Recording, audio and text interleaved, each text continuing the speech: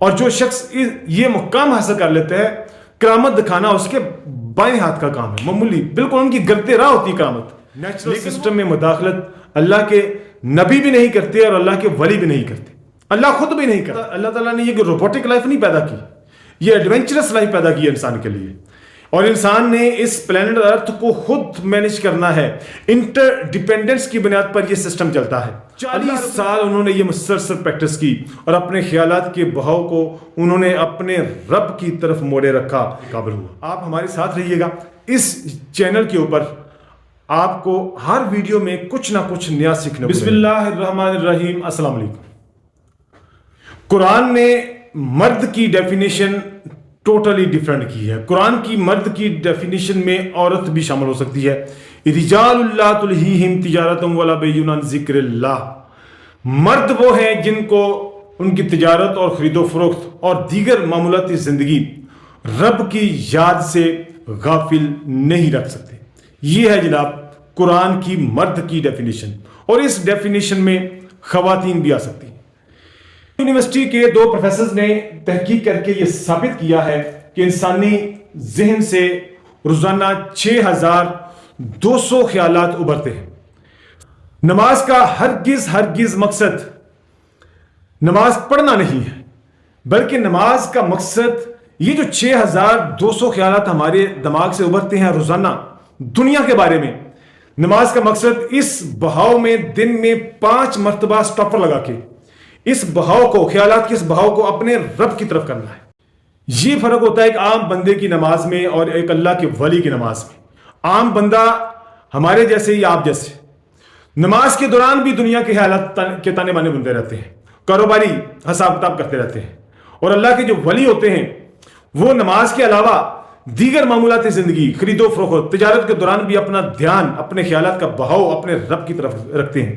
زمین آسمان کا فرق ہے، اور ان کی اس اضافتاً کوشش کی بنیاد پر رب نے انہیں مرد کہا ہے، اور وہ اولیاء اللہ کے مقام پر فائز ہو جاتے ہیں، اور اسی اضافتاً کوشش کی بنیاد پر وہ اپنے اللہ کے اتنا قریب ہو جاتے ہیں کہ پھر وہ بخاری شریف کی حدیث ہے جس میں اللہ رب العزت فرماتا ہے کہ میں پہ ان کے ہاتھ بن جاتا ہوں جس سے یہ پکڑتے ہیں، ان کے پاؤں بن جاتا ہوں جس سے یہ چلتے ہیں، ان کی آنکھیں بن جاتا ہوں جس سے یہ دیکھتے ہیں، ان کی زبان بن جاتا ہوں جس سے یہ بولتے ہیں۔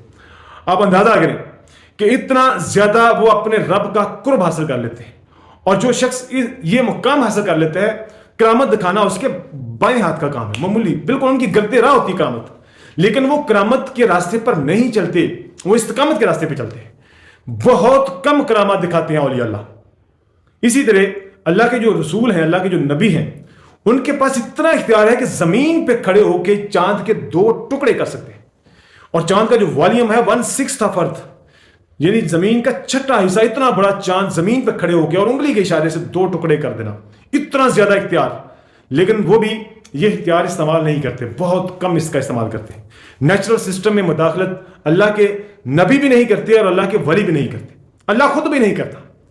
اللہ رب العزت نے انسان کو اپنا نائب بنا کے اور اس کو اتنا بڑا ٹائٹل دیا، کائنات کے اندر کتنی مخلوقات ہوں گی اس یونیورس کے اندر، لیکن انسان کو اپنا نائب بنایا، اور اپنا نائب بنا کے اس کو یہ چھوٹا سا پلینٹ ارتھ دیا ہے، اور ایک کچھ قوانین بنا دی ہیں، کچھ لاز بنا دی ہیں۔ اللہ رب العزت ان قوانین میں، ان لاز میں مداخلت نہیں کرتا۔ اس پلینٹ ارتھ کو انسان نے ہی مینج کرنا ہے، یہاں پہ سیلاب بھی آئیں گے، انسان نے مینج کرنا ہے، یہاں پہ زلزلے بھی آئیں گے، انسان نے بھی مینج کرنا ہے، یہاں پہ حج کرتے ہوئے حاجیوں کو اگر سسٹم کو درست نہیں کریں گے تو وہ لوگوں کے پاؤں میں مسلے جائیں گے، روندے جائیں گے اور ہلاک بھی ہوں گے۔ وہی سسٹم جو خراب تھا تو حاجی ہر سال جو ہے نا وہ کئی سینکڑوں ہزاروں حاجی موت کے منہ میں چلے جاتے تھے۔ اب انسان نے اس سسٹم کو بہتر کر لیا، اب حاجی کیوں نہیں مرتے؟ اللہ تعالیٰ نے یہ روبوٹک لائف نہیں پیدا کی، یہ ایڈونچرس لائف پیدا کی ہے انسان کے لیے، اور انسان نے اس پلانٹ ارتھ کو خود مینج کرنا ہے۔ انٹر ڈیپینڈنس کی بنیاد پر یہ سسٹم چلتا ہے۔ اللہ رب العزت تو سسٹم تخلیق کر کے اس مٹی سے سسٹم، آپ اندازہ کریں، جب انسان یہ تصور کرتا ہے کہ اس مٹی سے دودھ بھی نکل رہا ہے، شہد بھی نکل رہا ہے، اس میں سے خون بھی نکل رہا ہے، اس میں سے ہڈیاں بھی بن رہی ہیں، اس میں انسان، چرند، پرند، ہزار لاکھوں قسم کی مخلوقات تخلیق ہو رہی ہیں، یہ اتنا خوبصورت سسٹم جو ہے نا، یہ سسٹم تخلیق کرنا ہے اللہ رب العزت کا کارنامہ، اس کا کمال ہے۔ اور اس کے بعد اس نے اپنی ڈیفینیشن میں ایک اور بھی جملہ بولا ہوا ہے کہ اللہ الصمد، کہ اللہ بے نیاز ہے، سسٹم تخلیق کر کے انسان کو اپنے نائبیت کا، اپنے خلیفہ کا ٹائٹل دے کر، یہ پلینٹ ارتھ، چھوٹا سا پلینٹ ارتھ، اس پلینٹ ارتھ کی پوری کائنات کے اندر کیا حیثیت ہے، اس پہ ہم کبھی بعد میں پھر کبھی لیکچر ریکارڈ کریں گے۔ یہ انسان کے حوالے کر کے اللہ رب العزت خود بے نیاز ہو گیا ہے۔ تو آج مضحکہ خیز باتیں کر کے اولیاء اللہ کی شان میں توہین کرنا، یہ انتہائی سطحی سوچ کی علامت ہے۔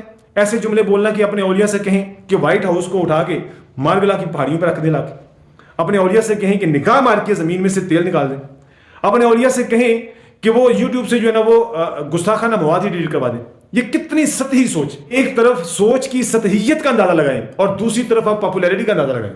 یہ ہماری قوم کے شعوری لیول کا ایک جھلک ہے کہ ہماری قوم 75 سال سے جو ہے نا وہ بدھو بنی ہوئی ہے، کبھی وہ سیاسی مداریوں کے پیچھے لگ جاتی ہے تو کبھی وہ مذہبی مداریوں کے پیچھے لگ جاتی ہے۔ افسوس ہوتا ہے، اس قوم کے شعوری لیول پر ترس آتا ہے۔ تو اللہ کے جو ولی ہیں وہ ایسے نہیں بن جاتے، انہوں نے اپنے خیالات کا میکسیمم حصہ اس دنیا سے اٹھا کے اپنے رب کی طرف موڑ لیا ہوتا ہے۔ اس کے لیے انہیں ہزاروں کلومیٹر کا سفر بھی طے کرنا پڑتا ہے، ہجرتیں بھی کرنا پڑتی ہیں، زندگی کا کچھ حصہ اس دنیا سے الگ تھلگ ہو کر جنگلوں میں بھی گزارنا پڑتا ہے۔ یہ صرف اولیاء اللہ کا معمول نہیں ہے، اللہ کے انبیاء کی بھی یہ سنت ہے۔ حضرت ابراہیم علیہ السلام بچپن سے بکریاں چرایا کرتے تھے اور اپنے رب کے بارے میں میڈیٹیشن کیا کرتے تھے۔ حضرت موسیٰ علیہ السلام بچپن سے گھر سے نکل جایا کرتے تھے اور کوہ طور پہ جا کے کئی گھنٹے اور کئی دن اپنے رب کی طرف اپنے خیالات کا بہاؤ کرتے تھے۔ اور نبی مکرم صلی اللہ علیہ وسلم بھی بچپن سے کئی گھنٹے اور کئی دن غار حرا میں جا کے وہ اپنے ستو بھی ساتھ لے جایا کرتے تھے اور وہاں بھی جا کے میڈیٹیشن کرتے، اپنے خیالات کے بہاؤ کو اپنے رب کی طرف کرتے۔ 40 سال انہوں نے یہ مسلسل پریکٹس کی اور اپنے خیالات کے بہاؤ کو انہوں نے اپنے رب کی طرف موڑے رکھا۔ پھر جا کے وہ مقدس ذہن اس قابل ہوا کہ وہ وحی کی طاقت کو بیئر کرنے کے قابل ہوا۔ تو اللہ کا ولی بننا کوئی اتنا آسان کام نہیں ہے، لیکن آج کے دور میں انسان کی ضروریات زندگی بہت زیادہ بڑھ چکی ہیں، اس کی جو معمولاتی زندگی ہے وہ بہت زیادہ، اس کی جو روٹین ہے بہت زیادہ ٹف ہو چکی ہے۔ اس کے لیے اس دنیا سے نکل کے ہجرت کرنا اور جنگلات میں جانا یہ ممکن نہیں رہا۔